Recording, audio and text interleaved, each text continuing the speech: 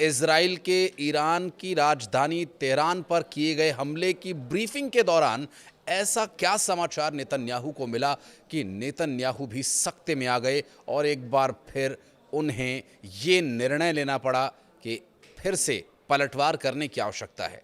एक तरफ हमला होता है, उसका पलटवार खत्म नहीं होता कि दूसरा हमला फिर से हो जाता है। जी हाँ, कुछ समय से यही चल रहा है पूरे मिडिल ईस्ट में। चाहे वो इजराइल ईरान पर हमला करे, लेबनान पर हमला करे, हिजबुल्लाह के लड़ाकों को मारे, या फिर हिजबुल्लाह इजराइल पर हमला करे। जी हाँ, इस वीडियो में हम उस हमले की बात करेंगे जिस हमले ने इजराइल को हिला कर रख दिया। इजराइल जो है वो इस हमले से थर्रा उठा है, चूंकि ये घटना उस वक्त घटी जब इजराइल के प्रधानमंत्री बेंजामिन नेतन्याहू बता रहे थे कि राजधानी तेहरान में कहां-कहां आईडीएफ की टीम ने पहुंचकर सैन्य ठिकानों को तबाह किया। रात के वक्त F-13 जैसे विमानों से बम वर्षा की गई और भारी तबाही ईरान की राजधानी तेहरान में मचाई गई। और इसके बारे में पूरी डिटेल जो मिली, उसमें जो जानकारी मिली है वो हम आप तक पहुंचाएंगे और उसे पढ़कर या समझकर या सुनकर आप भी ये सोचने पर मजबूर हो जाएंगे कि आखिर ये मिडिल ईस्ट में हो क्या रहा है। दरअसल इजराइल ने 1 अक्टूबर के हमले के बदले में कार्रवाई की और शनिवार के तड़के ईरान के कम से कम 20 सैन्य ठिकानों को निशाना बनाया और ये सैन्य ठिकाने मिसाइली हमलों और F-35 विमान से गिराए गए बम से बनाए गए।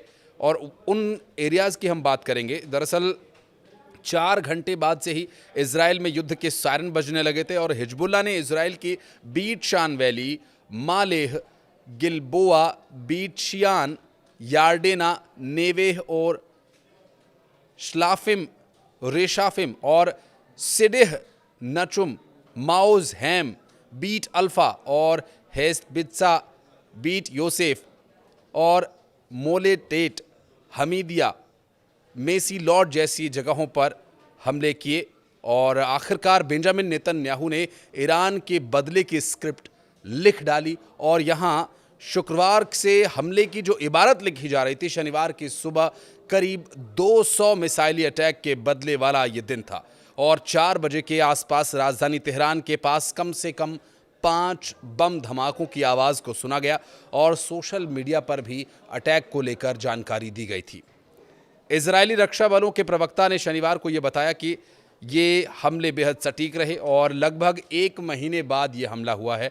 और जब तेहरान ने इजराइल पर लगभग 200 बैलिस्टिक मिसाइल्स दागी थीं और इजरायली सेना ने कहा था कि ईरान और उसके प्रॉक्सी लड़ाके पिछले साल 7 अक्टूबर से लगातार 7 मोर्चों पर इजराइल पर हमला कर रहे हैं और इसमें ईरानी धरती से भी सीधे हमले शामिल हैं।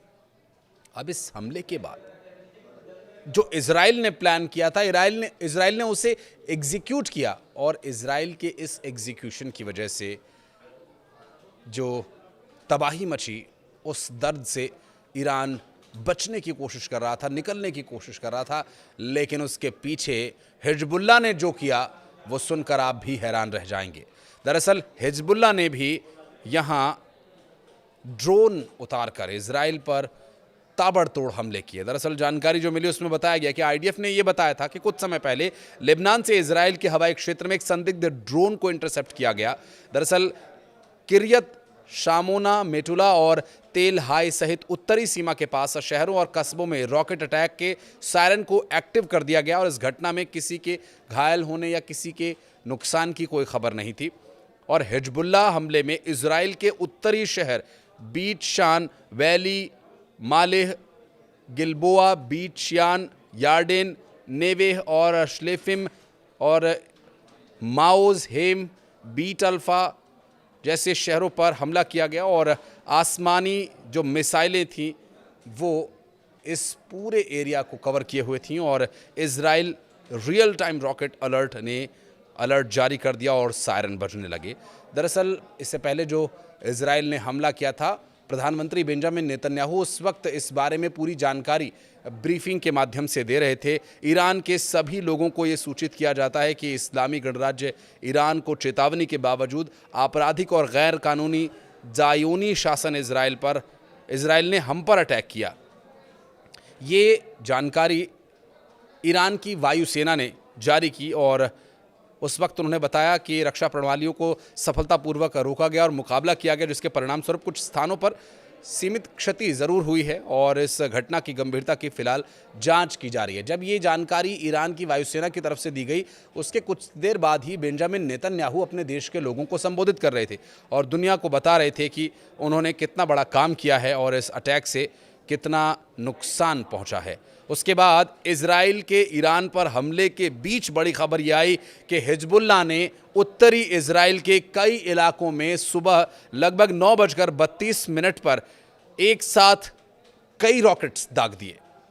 सैकड़ों की संख्या में रॉकेट इजराइल के उत्तरी क्षेत्र में दाग दिए गए। हिजबुल्लाह जिसके पास रॉकेट्स की कमी नहीं है, ये बात सब जानते हैं और दागे गए रॉकेट से तबाही का मंजर देखकर हर कोई थर्रा उठा। इजराइल के उत्तरी इलाकों के आसमान का रंग लाल हो गया, भूकंप का अलर्ट जारी किया गया और वहीं दर्जनों इलाकों में सायरन बजने की भी खबर आई।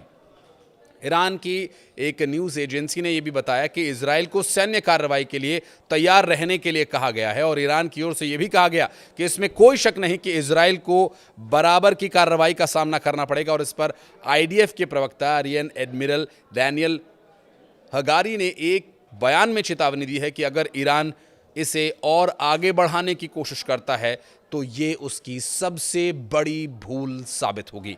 हालांकि जो ये पूरा हमला हुआ, ईरान पर हमले के बाद इजराइल की सेना के प्रवक्ता ने ये बयान भी जारी किया और बताया कि उनके जो एयरक्राफ्ट्स थे वो सब बेस पर लौट आए थे, यानी सिर्फ तेहरान पर और तेहरान की जो कुछ चिन्हित जगह हैं वहीं उनका हमला करने का टारगेट था और ये सब कुछ पहले से डिसाइडेड था। ऐसा नहीं है कि वो कहीं भी बम गिराकर सिर्फ तबाही और डर का मंजर वहाँ पर पैदा करना चाहते थे। और चूँकि जानकारी जो मिली उसी के आधार पर इजरायली वायुसेना ने ईरान के मिसाइल मैन्युफैक्चरिंग फैसिलिटी पर सरफेस टू एयर मिसाइल और अन्य ईरानी एरियल क्षमता पर अटैक किया था। अब हिजबुल्लाह के पास मिसाइलों का इतना बड़ा जखीरा है, ये बात किसी से छिपी नहीं है। लेकिन हिजबुल्लाह क्या चाहता है? हिजबुल्लाह अभी भी उस स्तर पर आकर युद्ध लड़ने के मूड में नहीं है। हिजबुल्लाह 10, 20, 50, 100, 200 रॉकेट चला करके भी अपने भंडार को भरे हुए है और हिजबुल्लाह एक साथ जो युद्ध खत्म करने वाला हमला होता है, जो पैनापन, वो धार इस हमले में नहीं डाल रहा है, क्योंकि हिजबुल्लाह के हमलों से साफ है कि वो इस युद्ध को लंबा चलाना चाहता है, जिससे कि इजराइल इसी युद्ध में उलझा रहे और तरक्की के सारे रास्ते युद्ध में कैसे धुआं धुआं हो जाते हैं, ये शायद आपको बताने की ज़रूरत नहीं। बराबर।